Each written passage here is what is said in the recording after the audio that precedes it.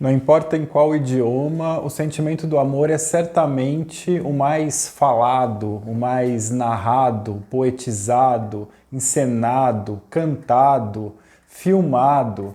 Desde a pré-história, o sentimento do amor é a grande mola propulsora da vida. Mas como será que se dá o vínculo do amor?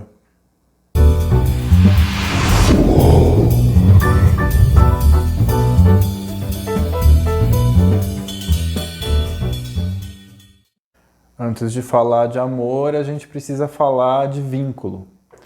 O vínculo, ele é fundamental no desenvolvimento da personalidade da criança. O ser humano, ele sempre se constitui através do outro, né? E o primeiro vínculo da criança é a relação mãe-bebê. Porque além de prover as necessidades orgânicas dessa criança, esse vínculo com a mãe também provê as necessidades afetivas, como o amor, a proteção, o carinho, né? E a mãe passa a entender a linguagem corporal da criança, como o choro, o olhar, os esperneios, né?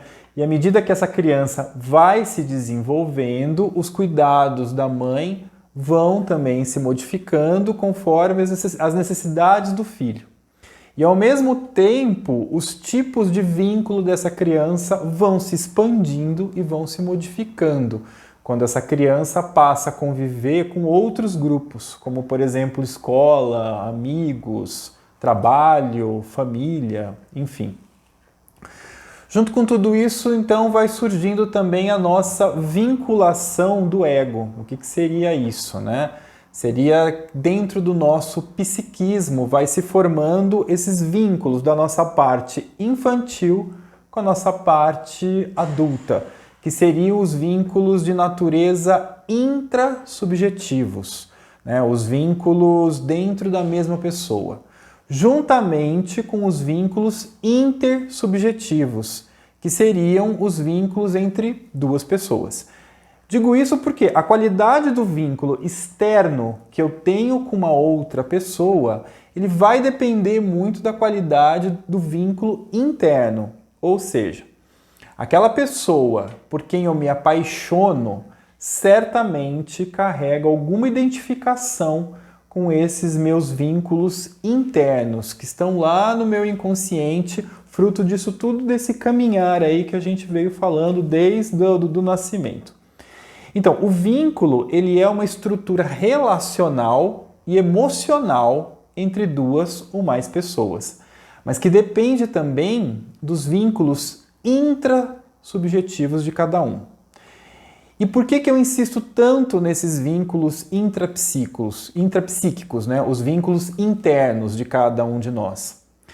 É porque esses vínculos que a gente foi formando ao longo da nossa infância, fruto das nossas experiências, eles geram raízes muito profundas, né? E mesmo que uma pessoa mude várias vezes de parceiro ou de parceira, ela sempre vai manter essa essência, esse tipo de configuração vincular com o outro. O que eu estou dizendo aqui é então que a gente precisa entender as diferentes formas que essa pessoa tem de amar e ser amado, para poder entender a forma com que ela se relaciona, né? O tipo de vínculo que essa pessoa tem com o mundo externo vai depender do mundo interno dela. Então, quando alguém diz que ama uma outra pessoa, é preciso compreender que tipo de amor é esse. Será que é um amor sadio, com ternura, com respeito, com consideração? Ou aquilo que ela chama de amor é apenas um vínculo erótico, por exemplo, né? Um amor platônico, ou apenas uma paixão, ou às vezes um companheirismo fraterno, ou até mesmo um amor sufocante, né? Tirânico, paranoide, ciumento, delirante, enfim. Existem inúmeras possibilidades de como esse amor pode se constituir. Então, dentro desse espectro, né, dessa variedade de possibilidades de amor, a gente pode destacar alguns exemplos, né? Então, por exemplo, a gente pode pensar num amor-paixão, tanto no seu lado mais belo e sadio, que é que seria, né, o despontar de um laço amoroso, quanto no seu lado mais burro, né, digamos assim, quando a gente comete as maiores besteiras da vida. A gente pode pensar também num amor simbiótico, que é um tipo de amor que aparenta uma plenitude amorosa, mas no fundo ele encobre uma profunda dependência de um pelo outro, né? É aquele amor que não deixa espaço para uma possível autonomia de cada um deles. A gente pode pensar também num amor sadomasoquista, né? Tão comum, que é uma forma de amar na qual prevalece uma constante na maneira de amar e ser amado. É aquele permanente jogo de acusações dos dois lados, cobranças, mágoas, ódio, né? Muitas das vezes com revide de vingança, humilhação, desqualificação, muitas das vezes na presença de outras pessoas. É uma forma de amar que, apesar de parecer bastante prejudicial, tem um prazer inconsciente, né, associado a tudo isso. Mas isso talvez fique, né, esse tema fica para um outro vídeo.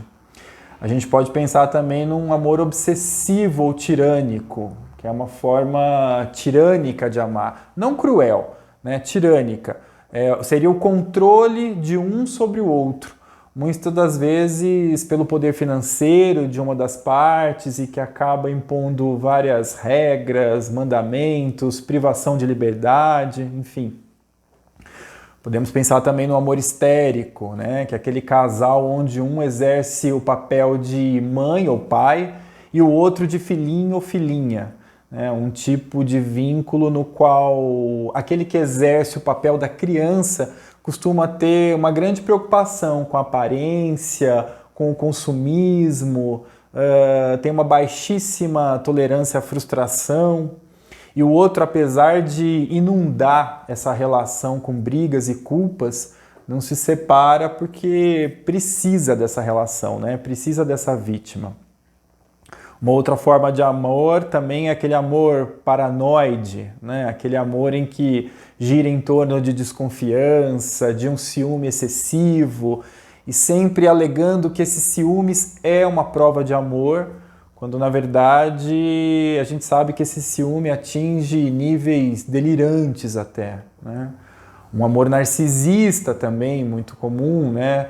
Nesse caso, a eleição do parceiro ou da parceira, ele obedece a uma questão do exibicionismo, né? E a característica mais marcante dessa relação é que um dos membros do casal fica extremamente idealizado pelo outro. Mas o grande problema disso é que geralmente aquele que idealiza demais o seu parceiro acaba ficando muito esvaziado de si mesmo, né, para que o outro possa brilhar ainda mais.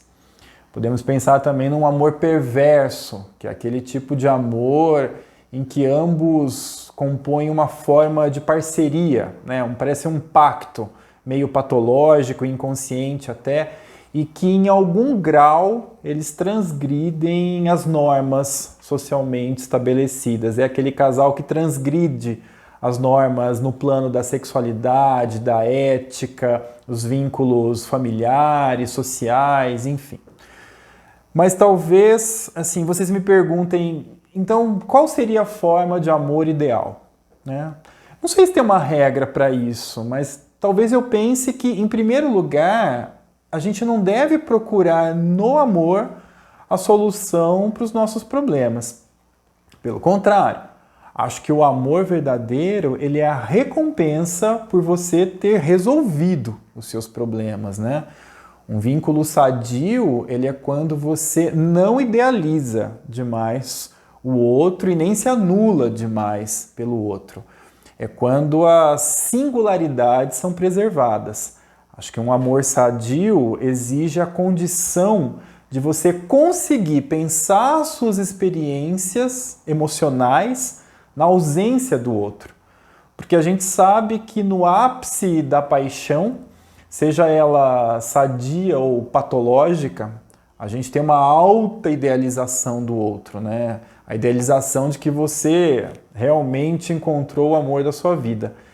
Mas não vamos esquecer que essa idealização excessiva vem do fato da pessoa apaixonada ressuscitar, né, na pessoa amada as questões inconscientes lá da infância, né, nessas questões intrasubjetivas. E à medida que vão ocorrendo essas desilusões, essas decepções, essa idealização vai caindo por terra, né? E a gente sabe que a realidade não é tão linda quanto a ilusão. Acho que vem daí o motivo de tanta separação a curto prazo e essa compulsão à repetição, no sentido de que, novamente, essa pessoa vai buscar em outra pessoa esses traços tão marcantes lá da infância que despertam a paixão. Por isso que eu sempre digo que o sol ele é muito bom, né? O sol dá vida, o sol dá luz, o sol dá calor. Mas sol em excesso, ele arde, ele resseca e deixa a terra árida, né? É isso.